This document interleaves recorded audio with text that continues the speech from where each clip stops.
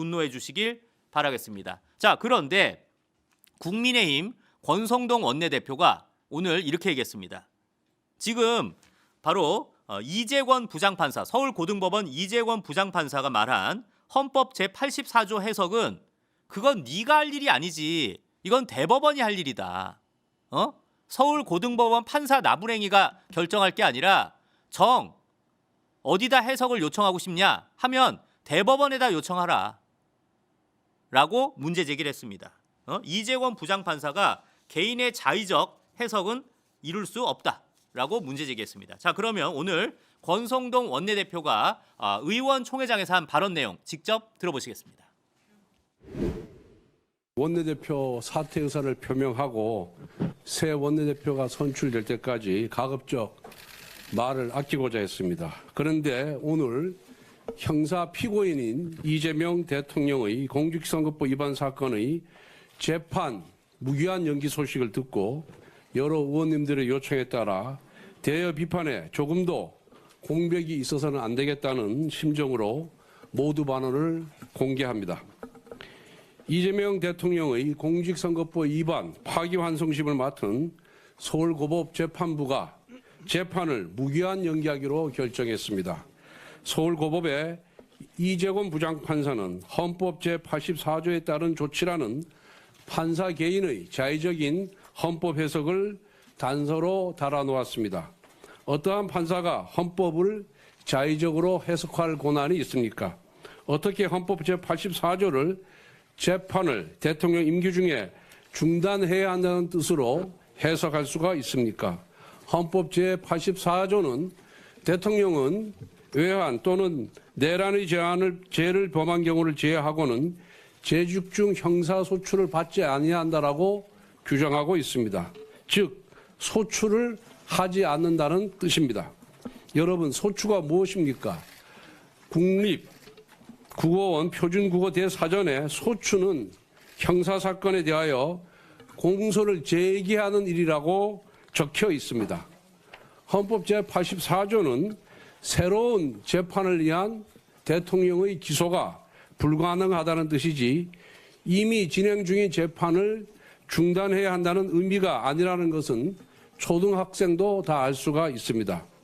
대통령의 임기는 5년으로 유한하지만 사법부의 역사는 영원 무궁합니다.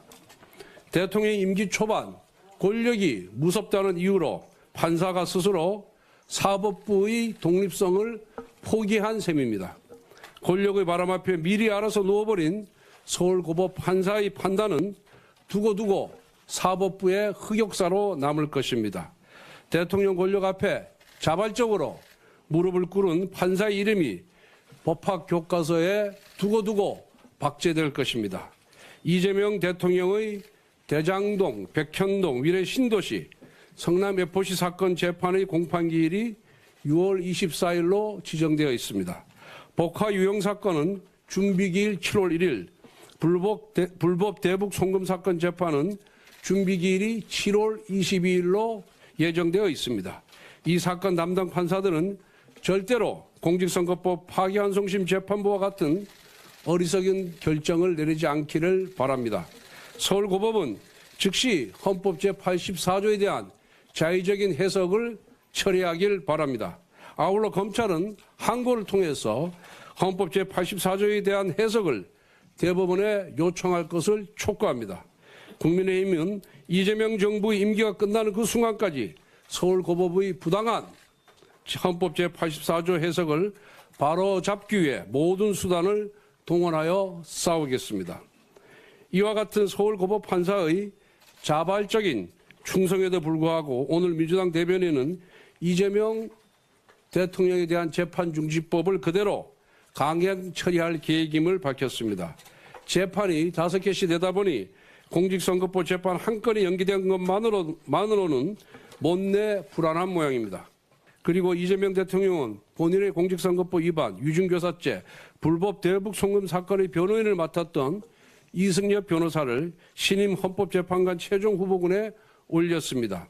지난주에는 대법관이 수를 늘려 자기 편 법관들을 대법원에 침투시키는 대법원 장악법을 추진하더니 이제는 헌법재판소까지 자기 편을 투입시켜 장악하겠다는 것입니다.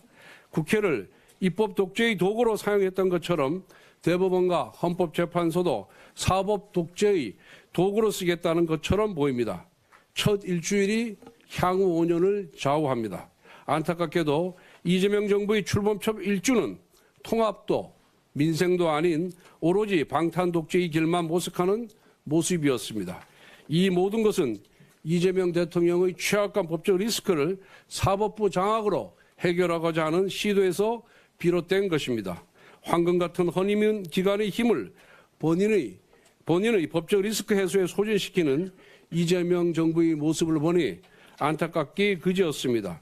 이재명 대통령은 죄가 없다면 당당하게 재판에 임하길 바랍니다.